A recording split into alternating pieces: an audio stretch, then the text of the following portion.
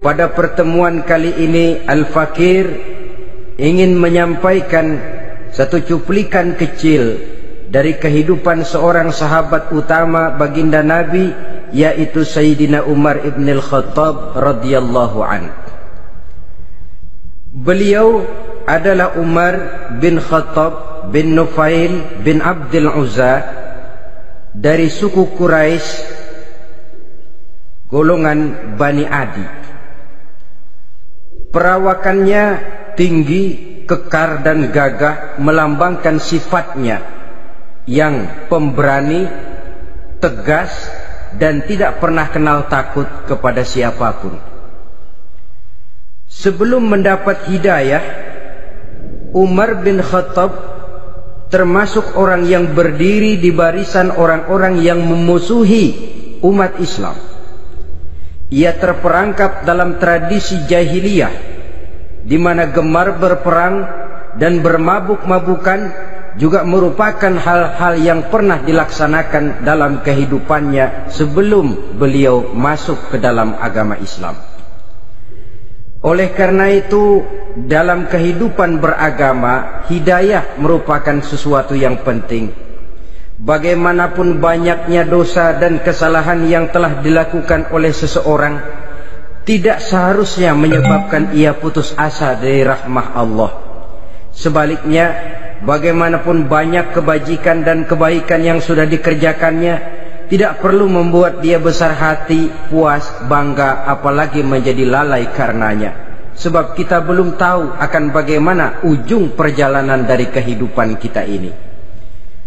Saudara-saudara, kisahnya pun masuk Islam merupakan peristiwa yang menarik. Pada satu hari, dengan pedang terhunus, Umar bin Khattab menuju Darul Arqam, tempat di mana baginda Nabi biasa berkumpul dengan para sahabat. Melihat mukanya yang beringas, matanya yang nanar, orang sudah menyangka dan mengerti ini tentu akan terjadi pembunuhan. Dalam perjalanan menuju Darul Arqam, Umar bertemu dengan Nuaim bin Abdullah. Nuaim bertanya, "Ya Umar, mau kemana ente?" "Mau membunuh itu, si murtad itu," kan. "Si murtad yang mana?" "Yang mana lagi? Itu yang memecah belah kita, yang menghina berhala-berhala kita, yang menjelek-jelekkan nenek moyang dan keturunan kita. Siapa lagi kalau bukan Muhammad?" Kata Nuaim, "Umar, enggak salah. Tidak salah lagi." "Salah Umar." "Salah kenapa?" "Apa kamu enggak malu? Kamu mau pergi membunuh Muhammad, sementara adikmu sendiri Fatimah, dia sudah termasuk salah seorang pengikut Muhammad." Mendengar ini, muka yang memang tadinya sudah marah dan merah, tambah jadi kelabu. Bukan main mangkelnya Umar bin Khattab. Orang lain dia musuhi, orang lain dia kejar-kejar. Ini malah adiknya sendiri menjadi pengikut dari baginda Nabi.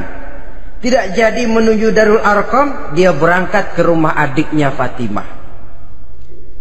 Adapun di rumah Fatimah sedang berkumpul Fatimah, suaminya Sa'id bin Zaid, dan seorang sahabat Habbab ibnul Arad.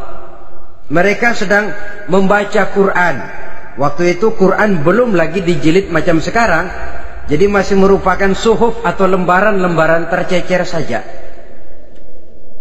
Ketuk pintu, ya tentu tidak assalamualaikum karena dia belum Islam. Tok tok tok. "Siapa di luar?" "Umar." Mendengar suaranya saja, ini sahabat yang namanya Habbab ibnul Arad sudah lari ke belakang pintu.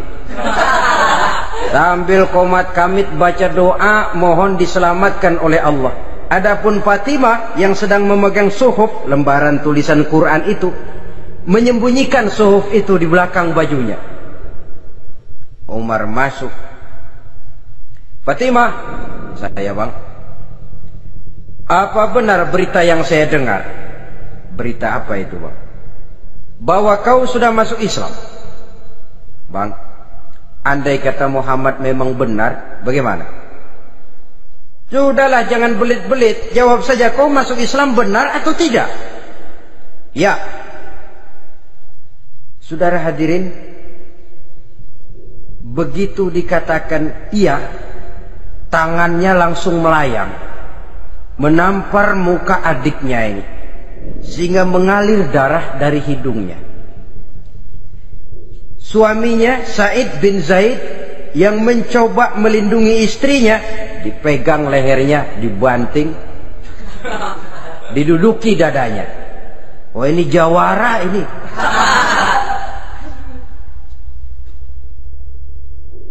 Namun pada saat sedemikian, suara kebenaran terpantul dari mulut Fatimah, adik dari Umar bin Khattab ini.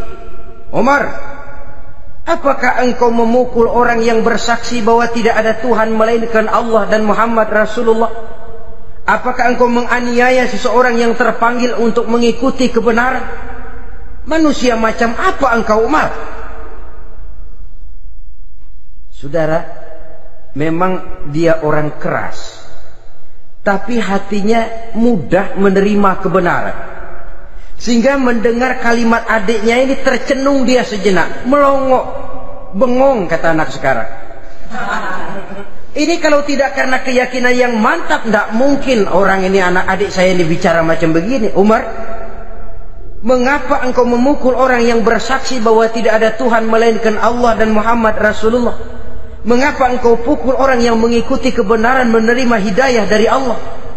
Begitu yakin dan mantapnya, walaupun di tengah satu hal yang sangat menakutkan.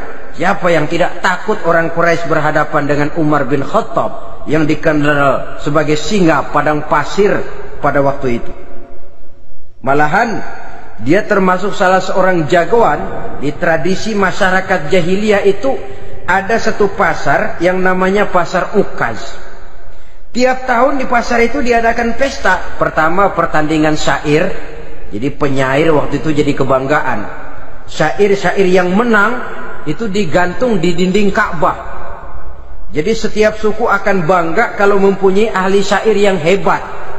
Nah, lalu diadakan juga lah perlombaan balap kuda, memanah, termasuk gulat. Lah Umar ini tiap kali pertarungan mesti menang. Belum pernah ada yang berhasil mengalahkan dia. Jawara. Saudara-saudara, mendengar adiknya begitu mantap hatinya, apalagi ketika adiknya berkata begitu, suhuf, lembaran yang disembunyikan di belakang bajunya tersembul. Apa yang kau sembunyikan di balik bajumu itu? Suhuf. Apa suhuf itu? Lembaran Al-Quran. Coba saya lihat. Enggak boleh. Kenapa? Kamu kotor. Orang kotor tidak boleh megang Quran. Saya mau lihat. Enggak boleh. Kalau kamu mau lihat, mandi dulu. Diturutinya permintaan adiknya itu. Lalu diambilnya suhuf tadi. Dia baca. Kebetulan ayat yang dibacanya ayat pertama dari surah Toha yang berlanjut dengan ayat 14 pada surah yang sama. Dia baca, Bismillahirrahmanirrahim. Toha, ma anzalna ilaikal Qur'ana litashqa illa tazkiratan liman yakhsha. Toha, tidaklah aku turunkan Al-Quran ini untuk bikin sukar manusia, melainkan merupakan pengingat bagi orang-orang yang takut kepada Allah. Lalu pada ayat ke-14, Innani anallahu la ilaha illa ana fa'budni. Sesungguhnya akulah Allah, tidak ada Tuhan melainkan aku, maka hendaknya hanya kepadakulah kamu menyembah. Wa aqimis salata li dzikri, dirikanlah salat untuk mengingat aku. Inna sa'ata atiyatun akadu ukhfiha litujza kullu nafsin ma tas'a. Sesungguhnya kiamat itu pasti akan datang. yang sengaja waktunya kami tidak beritahukan kepada kamu semua untuk kami balas segala setiap orang tentang apa saja yang telah mereka lakukan dalam kehidupan di dunia ini. Setelah membaca ayat ini, gemetar tangannya. Ah, ini sih nggak main-main ini. Ini belum pernah saya baca ajaran semacam ini. Tidak patut orang yang mempunyai kitab suci semacam ini dimusuhi. Ini sesuatu yang benar. Tergetar jiwanya. Hei Fatimah, Muhammad di mana Muhammad? Saya tidak akan memberitahu kepada kamu. Di mana? Saya tidak akan memberitahu. Lebih baik kau bunuh saya kalau memang maksudmu mau mencelakakan Muhammad. Sama sekali saya tidak akan mencelakakan dia, Fatimah. Kasih tahu saja, di mana dia? Darul Arqam. Bergegas dia menuju Darul Arqam. Di dalam Nabi memang sedang kumpul dengan para sahabat. Termasuk ada Sayyidina Hamzah yang juga terkenal jawara juga. Ketuk pintu. Ketuk pintu. Siapa di luar? Umar. Di dalam ini geger sebagian sahabat. Umar datang ini pasti bencana. Umar datang, wah, kalau istilah kampung, kerok dan urusan.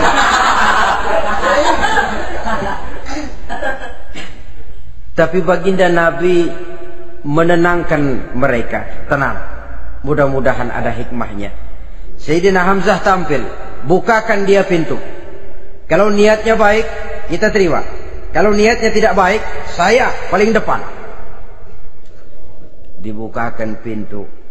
Begitu dibukakan pintu, Umar masuk merangkul baginda Nabi. Kemudian dengan tersendat, Asyhadu an la ilaha illallah wa asyhadu annaka ya Muhammad Rasulullah. Saya bersaksi tidak ada Tuhan melainkan Allah, dan saya bersaksi bahwa engkau hai Muhammad adalah utusan Allah.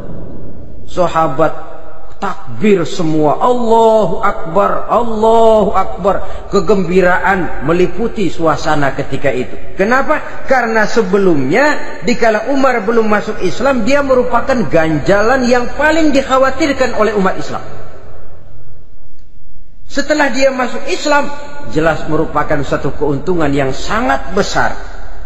Dan dia tertarik kepada Islam bukan karena bujuk rayu orang, tidak karena diberikan harta, tidak karena diiming-iming oleh kedudukan tinggi, tapi karena kebenaran.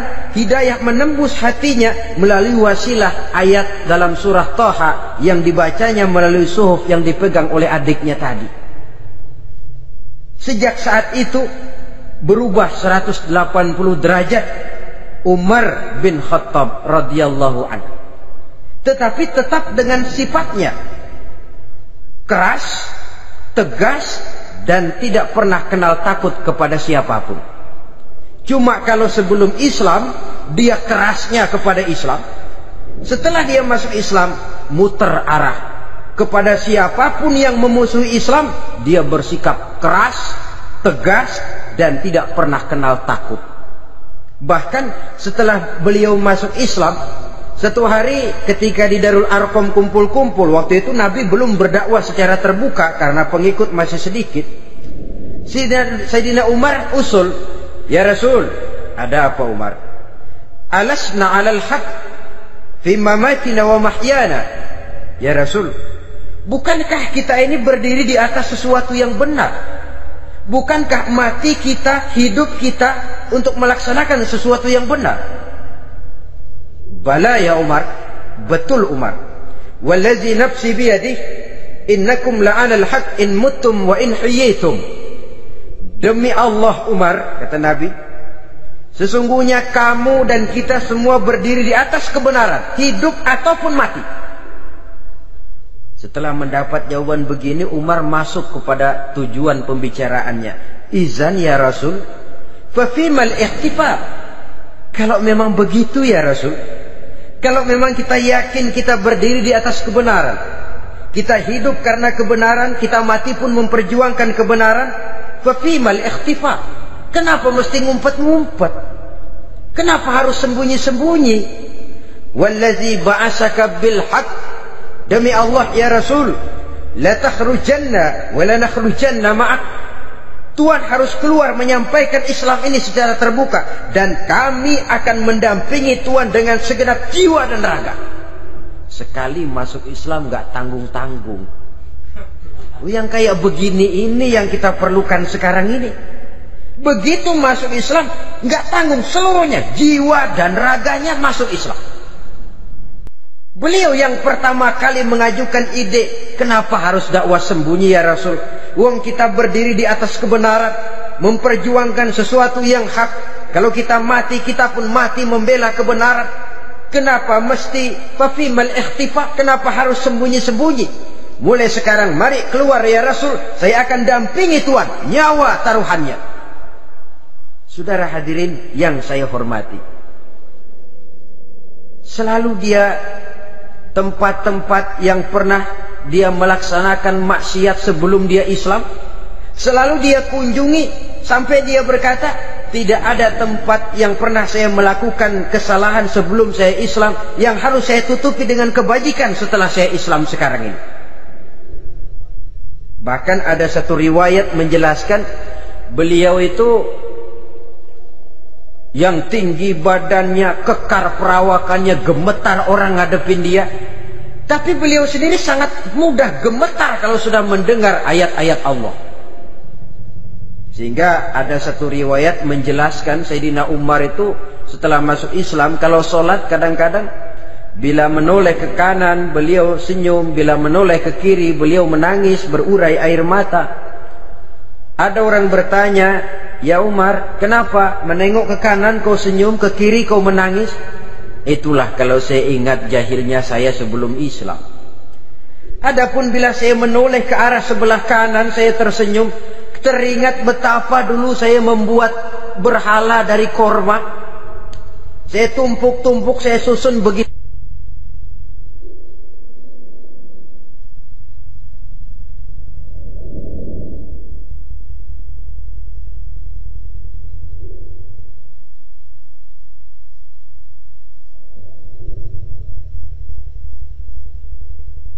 Itu rupa. Setelah saya sembah, saya makan itu korma. Gagah betul saya waktu itu, sampai Tuhan pun saya makan. Adapun kalau saya menoleh ke kiri, teringat putri kesayangan saya yang terbawa oleh tradisi jahiliyah, takut menanggung aib, merasa malu mempunyai anak perempuan, sampai dia terkubur hidup-hidup. Berurai air mata saya mengingat semua itu. Padahal Nabi sudah memberikan jaminan. Sebab saudara jangan lupa, orang kafir masuk Islam, dalam Islam itu dihitung dari bayi lagi, dari nol. Itulah untungnya. Jadi misalnya sudah 60 tahun, dari kecil sampai 60 tahun kafir, umur 61 masuk Islam. Nah, sejak umur 61 itulah yang dihisab oleh Allah. 60 tahun ke bawah gratis bersih pemutihan. Istimewa betul. Tapi jangan lalu diniatin, gua kafir aja. Nanti sudah tua-tua mau giliran mati baru Islam. Itu diniatin lain. Ini yang karena faktor hidayah, saudara-saudara. Nah, cintanya kepada baginda Nabi luar biasa. Dalam setiap pertempuran beliau selalu di front terdepan. Bahkan demikian cintanya sampai ketika hari di mana baginda Nabi wafat, saudara-saudara. Disampaikan berita wafat Nabi kepada Umar ini. Ya Umar, baginda Nabi sudah wafat. Kamu ngomong apa? Baginda Nabi sudah wafat. Bukan sedih, nyabut pedang, keluar matanya melotot. Siapa yang bilang Muhammad mati, saya tabas batang lehernya. Begitu cintanya beliau kepada baginda Nabi, sampai-sampai nggak menerima kalau Nabi wafat. Taruhlah nggak bisa mati bersamaan, bolehlah mati beriring-iring saja barangkali maksudnya. Saudara-saudara, cabut pedang, kelayaban kemana-mana. Ayo, Siapa ngomong Muhammad mati, saya tebas batang lehernya. Sampai bertemu dengan Sayyidina Umar, Sayyidina Abu Bakar. Di tempat orang banyak, Sayyidina Abu Bakar yang bijaksana ini pidato. Ayuhan nas, man kana ya'budu Muhammadan fa inna Muhammadan qad mata. Wa man kana ya'budu Allah fa inna Allah hayyun la yamut. Wahai manusia, barang siapa yang menyembah Muhammad, maka Muhammad sudah mati. Tetapi barang siapa yang menyembah Allah, Allah akan hidup selamanya dan tidak akan pernah mati. Mendengar pidato ini, Sayyidina Umar sadar bahwa sebenarnya yang tidak bisa mati itu cuma Allah. Bagaimanapun agungnya baginda Nabi, besarnya baginda Nabi, tinggi akhlak budi pekertinya Nabi, cintanya beliau kepada Nabi, toh Nabi manusia dan manusia harus mati. Kemudian dibacakan surah Ali Imran ayat 144. Wa ma Muhammadun illa rasul qad khalat min qablihi rusul afa immata aw qutilan qalabtum ala aqabikum. Muhammad tidak lain daripada manusia, telah datang kepadanya rasul. Apakah jika ia mati engkau kembali menjadi murtad atau mundur ke belakang? Mendengar ayat ini dibacakan, Sayyidina Umar sadar, berurai air matanya, menangis dalam kesedihannya. Ini cintanya yang demikian tinggi kepada baginda Rasulullah sallallahu alaihi wasallam. Begitulah seluruh kesalahan yang dia lakukan pada saat sebelum dia masuk Islam, berusaha dia tutupi dan dia tebus dengan segala kebaikan, pengabdian, perbuatan soleh setelah dia masuk Islam. Sehingga diajarkan oleh baginda Nabi, ittaqillaha haitsu ma kunta wa atbi'i sayyi'atal hasanata tamhuha wa khaliqin nasa bi khuluqin hasanin. Bertakwalah kamu kepada Allah, kata Nabi, dimanapun saja kamu berada. Jadi takwa tidak kenal tempat. Dimanapun saja kamu berada, bertakwalah kepada Allah. Di rumah takwa, di pasar takwa, di kantor takwa, di tengah orang banyak takwa, pada waktu sendirian takwa. Ittaqillaha haitsu ma kunta. Bertakwalah kau kepada Allah dimanapun saja kamu berada. Jangan takwa pakai tempat. Di masjid takwa, di kantor nyolong. Itu tidak haitsu ma kunta. Yang diajarkan oleh Nabi, dimanapun kamu berada, bertakwalah kepada Allah. Wa atbi'i sayyi'atal hasanah tamhuha. Dan iringi perbuatanmu yang salah dengan kebaikan. Jadi kalau satu saat terselip kita berbuat salah, cepat iringi dengan kebaikan. Tamhuha, dengan harapan kebaikan yang kita kerjakan akan menutupi dosa yang terselip kita lakukan. Ngomongin orang, astagfirullahaladzim, banyak istighfar. Istighfarnya mudah-mudahan bisa nutupin dosa karena ngomongin orang. Tapi jangan lalu tambah sulap. Ngomongin orang istighfar, terus ngomongin lagi istighfar lagi. Itu tentu tidak bisa dengan cara begitu. Barangkali terselip pernah mengambil harta orang tanpa alasan yang hak, imbangi dengan rajin sedekah misalnya. Barangkali pernah menyakiti hati orang, imbangi dengan perbuatan yang bisa menyenangkan hati orang lain. Itu namanya mengiringi perbuatan yang bersifat salah dengan kebajikan. Ini yang dilakukan oleh Sayyidina Umar. Setiap pelosok hampir dia datang. Tempat-tempat di mana dia pernah melakukan kesalahan sebelum Islam, di sana dia tegakkan kebajikan dan kebaikan. Kegagahannya, keperkasaannya, keberaniannya sepenuhnya bulat-bulat sudah diwakafkan untuk kepentingan Islam. Saudara hadirin yang saya hormati, diperlukan orang-orang yang punya keberanian macam Sayyidina Umar.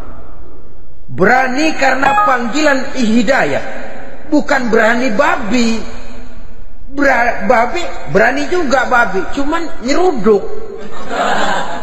Artinya berani yang tanpa pertimbangan. Berani yang tanpa pertimbangan pada akhirnya akan menyulitkan kita sendiri. Beliau gagah, beliau berani, beliau punya kekuatan, beliau punya wewenang, dan itu dimanfaatkannya untuk menjadi backing baginda Nabi kita Muhammad sallallahu alaihi wasallam. La takhrujanna wa la nakhrujanna ma'ak ya Rasul. Rasul, keluar, sampaikan dakwah secara terbuka. Saya akan mendampingi Tuhan. Jika ada yang ganggu Tuhan, saya paling depan. Backing yang mendampingi Rasul untuk menyampaikan risalah Islamiyah ini. Saudara hadirin yang saya hormati, wa khaliqin nasa bi khuluqin hasanin, kata Nabi, dan pergaulilah manusia dengan akhlak yang baik, karena dengan ini kau bisa mengambil hati orang. Dalam hadis lain katakan, innakum la tas'una an-nasa bi amwalikum walakin yas'uhum minkum bastul wajhi wa husnul khuluq. Kamu tidak akan bisa menyenangkan orang banyak dengan hartamu, tapi kamu bisa ambil hati mereka dengan budi pekerti yang luhur dan muka yang manis.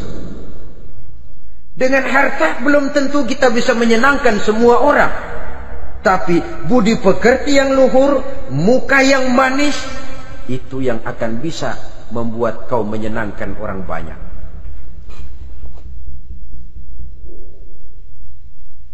Setelah baginda Rasul wafat, pernah ketika berkumpul, Sayyidina Abu Bakar berkata kepada Sayyidina Umar, "Ya Umar, saya baiat kamu untuk menjadi khalifah." Jawab beliau, "Sayalah yang akan membaiat Tuan.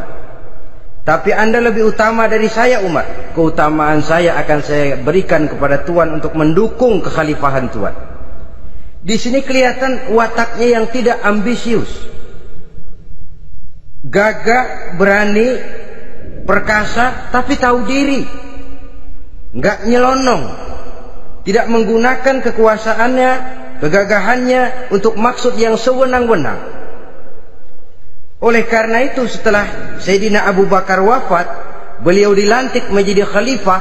Keluarlah pidatonya yang terkenal, "Ayyuhan nas, inni qad wullitu alaikum walastu bi khairikum." Hai manusia, aku telah dipilih menjadi pemimpin kamu, padahal aku bukanlah orang yang terbaik di antara kamu.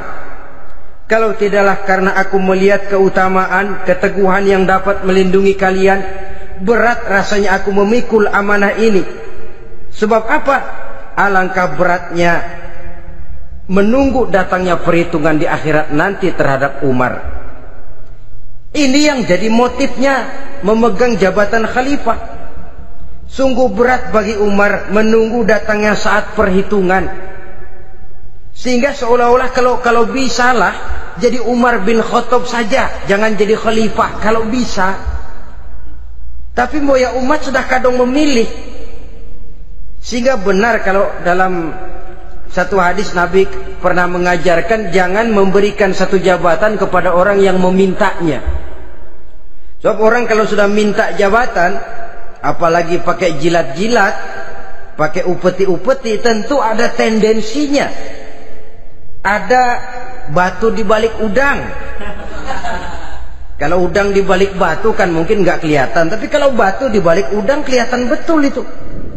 Ada maunya, ambisinya. Jangan memberikan satu jabatan kepada orang yang memintanya. Seakan di batinnya Sayyidina Umar menyesali, kenapa Umar nggak jadi Umar saja, kok mau jadi khalifah gitu. Alangkah berat perhitungan buat saya di akhirat nanti.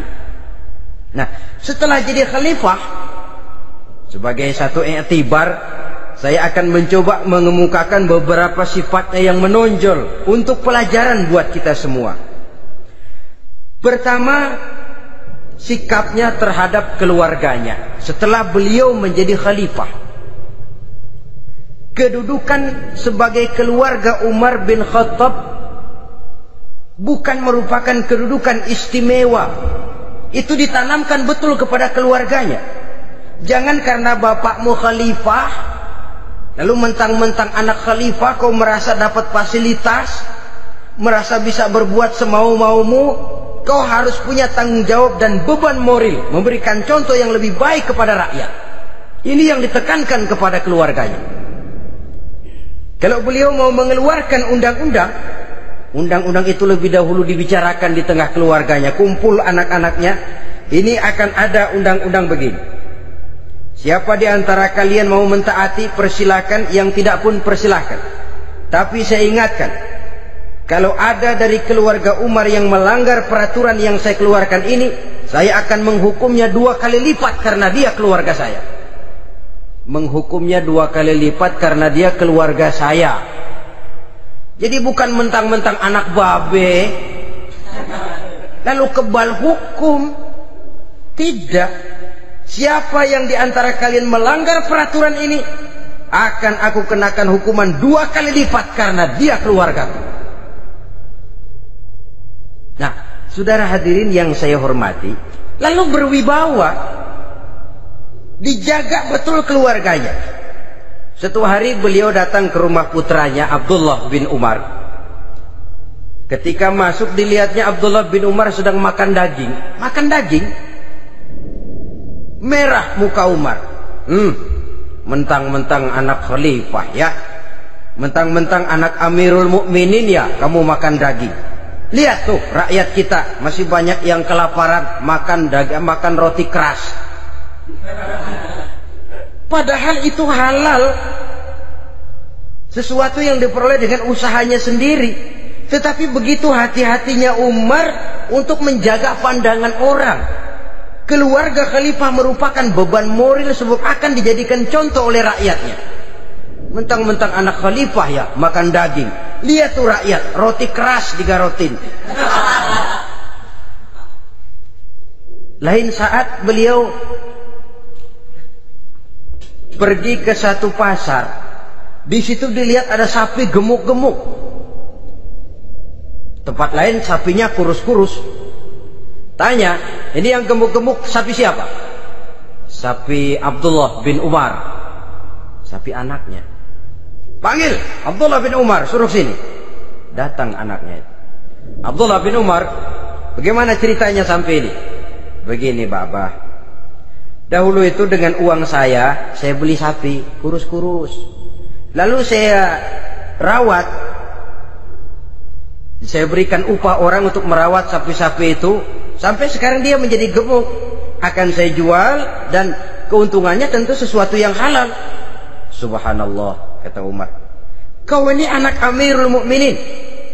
Jual sapimu, ambil modalnya, untungnya, masukkan baitul mal untuk urus kepentingan orang Islam. Dia nggak mau anaknya terlibat bisnis, ndompleng kekuasaan ayahnya.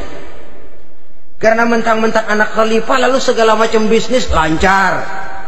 Orang takut karena apa? Anak babe. Ada lagi. Pada waktu pembagian harta ghanimah, putri beliau yang namanya Hafsah, ini adalah istri baginda Nabi, meminta bagian. Kaum kerabat ayah, ini kerabat khalifah, kitalah dulu kerabat. Kalau kau kerabatku, maka jatahmu nanti dari ayahmu. Harta ini masih lebih banyak dibutuhkan oleh orang-orang Islam. Nanti belakangan, kalau ada sisanya. Belakangan kalau ada sisanya. La haula wala quwata illa billah.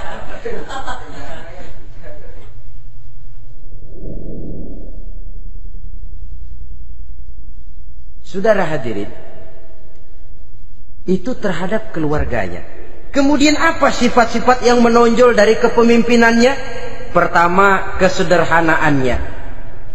Beliaulah satu-satunya khalifah, Amirul Mukminin, setingkat presiden kalau sekarang, yang punya jubah cuma 2 dan 1 pun punya anaknya. Tambelan lagi. Pernah sholat Jumat terlambat, Beliau naik mimbar untuk khutbah, sebelumnya minta maaf dulu. Saudara-saudara, maaf saya terlambat nungguin baju kering. Seorang khalifah nungguin baju kering. Sederhana dalam kehidupannya. Mari kita ambil satu cerita lagi. Pada waktu beliau jadi khalifah, yang diangkat jadi gubernur di Mesir adalah Amr bin As. Amr bin As hidupnya lebih mirip kaisar. Istananya besar, pakaiannya bagus-bagus. Nah, yang paling mengganggu pikiran Amr bin As, di sebelah istananya ini ada gubuk reot kepunyaan orang Yahudi lagi. Ini nggak pantas bener, masa di samping istana gubernur ada gubuk reot. Orang Yahudi lagi yang punya. Ini mesti udah bikin saja rencana, panggil dinas tata kota, bikin planning. Di sini mau dibangun masjid, proyek negara. Bikin gambarnya, susun anggarannya, tender. Saudara-saudara, si Yahudi yang punya gubuk reot dipanggil. Yahudi, ada apa, Pak?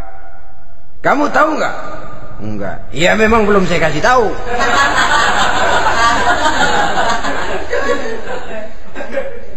Ada apa, Pak? Itu kamu punya gubuk. Tahu? Kena proyek. Proyek apa, Pak? Kami mau bangun masjid besar di situ. Dan tidak sesuai ada gubuk reot di samping tempat gubernur. Jadi maksud Bapak, gubukmu, tanah-tanahnya mau saya bebaskan. Saya beli. Enggak mau, Pak. Saya enggak mau jual. Saya bayar 2 kali lipat. Enggak mau. 3 kali lipat. 6 kali lipat juga enggak mau, Pak. Saya dari muda peres keringat banting tulang cuma segitu-gitunya, Pak, tempat saya tinggal. Gubuk reot sama tanahnya sedikit. Makmur saya, Pak, cuma rumah sama sumur.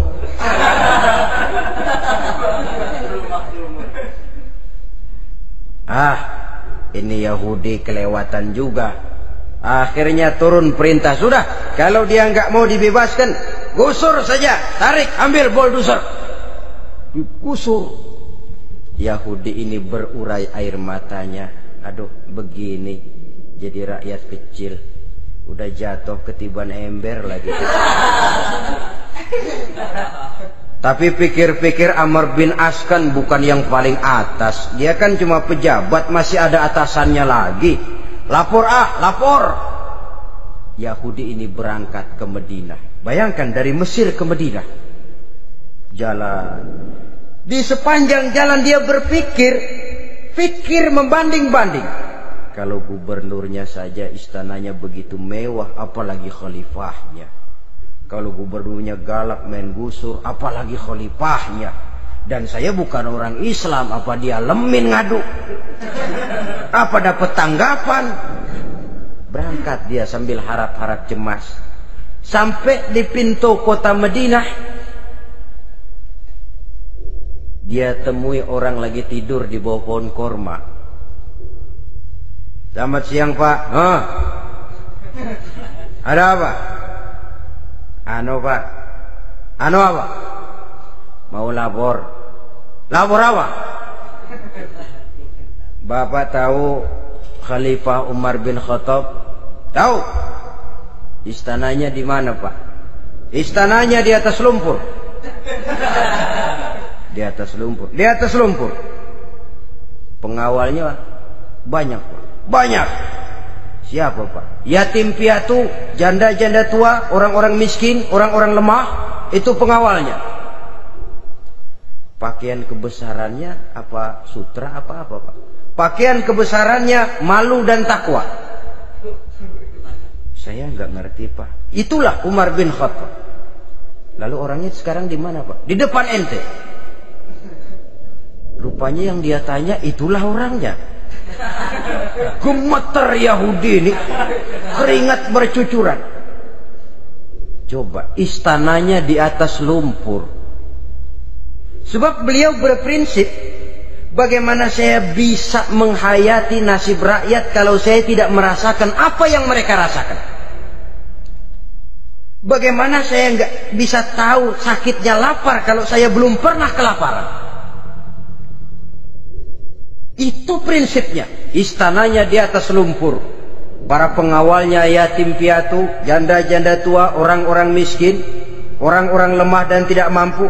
Dan pakaian kebesarannya malu dan takwa. Kamu dari mana? Dari Mesir, Pak. Ada apa? Mau laporan gubernur Bapak di Mesir yang namanya Amr bin As. Kenapa? Main gusur aja, Pak. Ceritanya, iya dia mau bangun masjid. Kebetulan di areal itu saya punya tanah sama gubuk segitu-gitunya. Saya nggak mau dibeli, digusur, Pak. Saya mau mencari keadilan.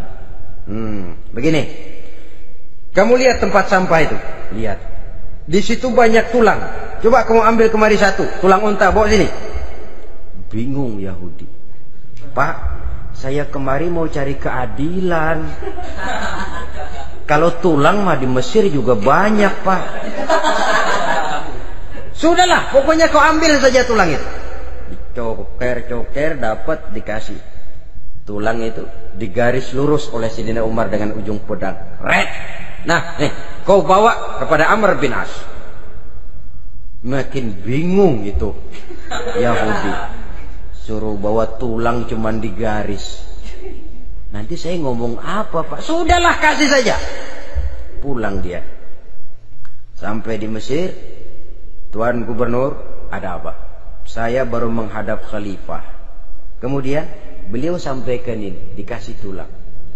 Amr bin As melihat tulang ada goresan lurus dengan ujung pedang, gemetar, badannya keluar keringat dingin, panggil kepala proyek, proyek batal, masjid nggak jadi didiriin, itu gubuk Yahudi diriin lagi.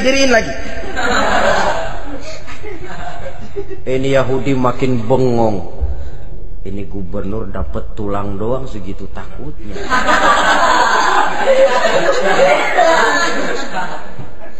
Ada apa sebenarnya, Tuan Gubernur? Kamu tahu, ini nasihat pahit buat saya dari Amirul Mukminin Umar bin Khattab.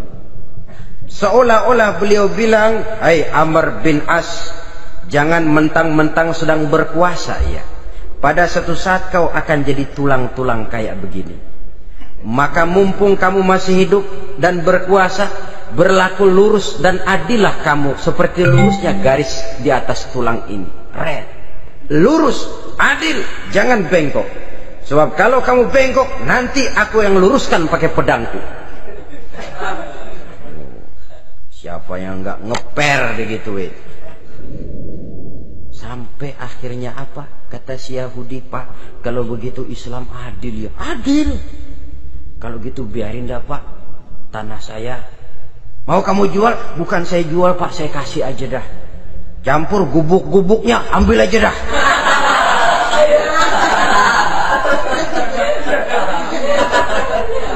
Masuk Islam si Yahudi ini oleh karena keadilan dari Umar bin Khattab.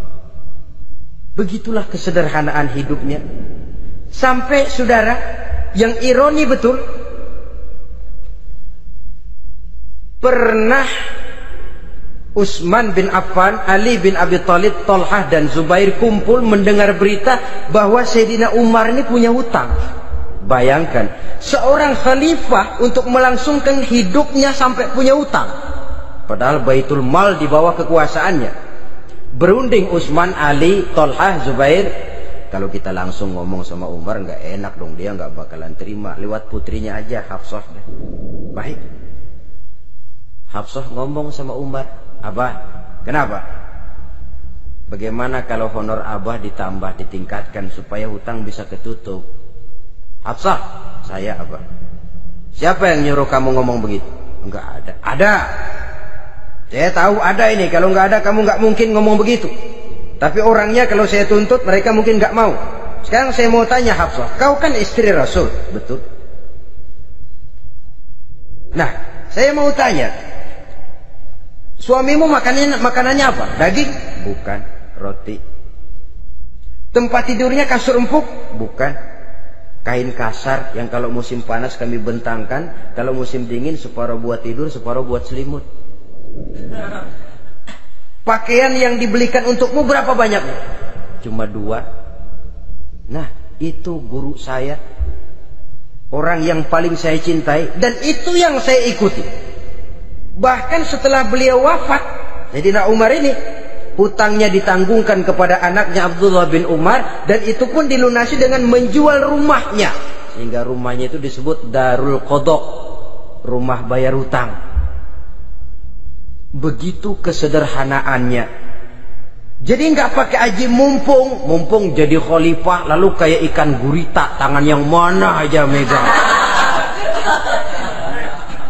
Itu kan mental monyet. Monyet itu kan begitu, tangan megang kiri kanan, mulut ngawal, kaki megang, temennya dikasih masih ngerampas juga. Monyet rakus betul itu. Itu kesederhanaannya. Kenapa kesederhanaan ini timbul? Karena sikap zuhudnya. Zuhud itu tarkud dunia li ajlil akhirah. Orang yang mengambil dunia hanya yang diperlukan dengan lebih mengutamakan kehidupan akhirat. Watak zuhudnya yang sangat menonjol.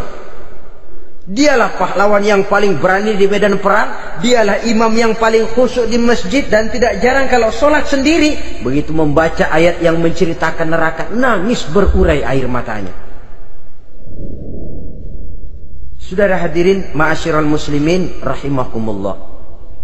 Jadi kesederhanaan dan kezuhudan ini bukan lewat teori disampaikan oleh Umar, bukan lewat penataran seluruh aparat, tidak, lewat contoh konkret. Inilah saya, contoh sederhana dan zuhud. Bagaimana saya akan bisa merasakan penderitaan kalau saya sendiri tidak pernah menderita? Bagaimana saya akan tahu sakitnya lapar kalau saya belum pernah kelaparan? Maka tanpa penataran, tanpa upgrading segala macam, berhasil karena prinsip keteladanan. Beliau jadi contoh utama. Dan sumber utamanya tentu tidak lain karena contoh dari baginda Nabi besar Muhammad sallallahu alaihi wasallam. 2, sederhana, yang kedua zuhud. Yang ketiga, sifat yang menonjol dari kekhalifahannya adalah adil. Kalau sudah bicara soal hukum, dia tidak pernah kenal kompromi. Adalah seorang pemuka Nasrani masuk Islam, namanya Jabalah bin Aiham. Ketika dia bikin haji, kain ihramnya keinjak orang Arab yang hitam, Badui. Jengkel, dia merasa bekas tokoh, enak aja nih orang udah jelek nginjak lagi. Ditempeleng orang tadi. Orang ini lapor kepada Umar. Panggil Jabalah bin Aiham. Panggil. Kau ditampar? Betul Khalifah. Tampar dia. Tampar lagi. Dipukul orang itu di depan Sayyidina Umar. Jadi tidak karena kau ini bekas kepala suku, kau ini bekas orang terhormat, lalu ada kebijaksanaan yang tidak bijaksana. Kebijaksanaan yang akhirnya jadi tidak bijaksana. Dan itu memang sudah dimulai dengan memblokir keluarganya. Tidak satu keluarganya pun yang boleh mempunyai perasaan bahwa menjadi keluarga khalifah merupakan fasilitas dan keuntungan. Kau jangan makan di atas punggungku. Kau jangan menikmati fasilitas di atas keringatku. Dan tidak ada keinginan mewariskan jabatan khalifah kepada anak-anaknya. Pernah beliau musyawarah, saya bingung, kenapa khalifah? Gubernur Kufah ini sulit nyari orang. Diangkat yang lemah, rakyat ngeluh. Diangkat yang keras, rakyat juga ngeluh. Ada calon khalifah. Kalau ini mah nggak salah lagi nih buat gubernur Kufah. Siapa? Abdullah bin Umar, anak beliau sendiri. Melotot matanya. Jangan macam-macam kau. Cukup satu orang Umar memegang jabatan ini. Kalau berhasil, kami keluarga Umar sudah merasakannya. Kalau gagal, cukup kegagalan seorang Umar. Tidak berusaha mengorbitkan anaknya, wah anak babe diangkat jadi ano. Tidak, malah diblokir. Cari yang lain. Tapi Abdullah bin Umar cukup syarat ya khalifah. Dia orang bertakwa dan soleh. Yang takwa dan soleh bukan cuma anak Umar. Anak orang lain juga banyak yang takwa dan soleh. Itu prinsipnya. Sehingga ketegasannya ini membuat orang jadi sungkan. Dan tidak seorang pun berani kirim-kirim upeti hadiah. Pernah itu ada pejabat dari Azerbaijan kirim makanan, kue, mending apa? Kue. Gitu dicicipi enak. Enak juga ya kue ini. Enak khalifah. Ini di sana apa makan rakyat biasa? Bukan, ini makanan orang-orang fit. Nah, dibungkus lagi itu kue. Dibungkus. Ontamu mana? Di luar. Ambil, bawa pulang, serahkan lagi kepada gubernur di sana, kasih tahu salam dari Umar bin Khattab. Kenyangkan dulu rakyat dengan makanan seperti ini. Kita belakangan. Jadi kalau rakyat lapar, saya orang pertama yang akan merasakan kelaparan. Tapi kalau rakyat makmur, biarlah saya menjadi orang terakhir yang kenyang. Kan bagus prinsip itu. Jikalau rakyat kelaparan, saya akan jadi orang pertama yang merasakan lapar. Tapi kalau rakyat makmur, biar saya jadi orang terakhir yang kenyang. Jangan dibalik. Pada saat rakyat kelaparan, dia kekenyangan. Dan selanjutnya, sikap keadilannya ini, saudara-saudara, menyebabkan hukum lalu jadi berwibawa. Pernah beliau jalan-jalan di lorong kota Madinah, di tempat yang namanya Hara bersama Aslam. Ada ibu-ibu, anaknya nangis, lapar ma, sabar dikit lagi matang katanya. Emang tuh ibu lagi ngerebus, bunyi air ngegulak, luguk. Umar lihati dari jauh, belum juga matang. Nih anak dari nangis, lapar, sampai capek nangis, sampai tidur. Anak tidur, Umar samperin, Bu, emang masak apa sih kok nggak bisa matang? Saya nggak masak apa-apa Tuan. Itu pating kerubuk apa? Ketika dibuka ya cuma air saja. Subhanallah, ibu sudah ngebohongi anak ibu sendiri. Habis harus bagaimana Tuan? Saya sudah nggak punya makanan untuk dimasak. Sementara perut nggak kenal kompromi. Jalan satu-satunya ya terpaksa anak saya bohongi. Saya bilang sebentar lagi matang, sampai dia tidur sekarang ini. Memangnya Khalifah Umar gimana sih ngurusi rakyatnya? Subhanallah, dia orang zalim. Dia yang memegang urusan kami, tapi dia nggak tahu nasib saya. Anak kelaparan, keluarga terlantar. Oh begitu. Iya, zalim betul Umar bin Khattab itu. Kalau begitu ibu tunggu sebentar. Dia pulang bersama Aslam menuju Baitul Mal. Dia ambil tepung 1 karung, dipikul sendiri. Dipikul sendiri, kata Aslam, ya Khalifah biar saya yang bawa. Jangan. Kenapa Khalifah? Apa kau kira kau sanggup mikul dosa saya di akhirat nanti? Biar saya yang mikul sendiri. Dia bawa ke tempat tuh ibu-ibu. Dia masakin sendiri. Nah Bu, sudah matang, persilakan masak. Makan. Alhamdulillah Tuan. Mudah-mudahan Allah memberkahi Tuan. Tuan lebih baik dari Umar bin Khattab yang zalim itu. Memang sebenarnya Tuan siapa, kata tuh ibu? Saya. Iya, saya ya Umar bin Khattab yang ibu bilang zalim itu. Gemetar si ibu. Gemetar si ibu. Tapi memang peka dan menghargai kritik orang. Tidak membungkam setiap orang yang nadanya sumbang atau berbeda.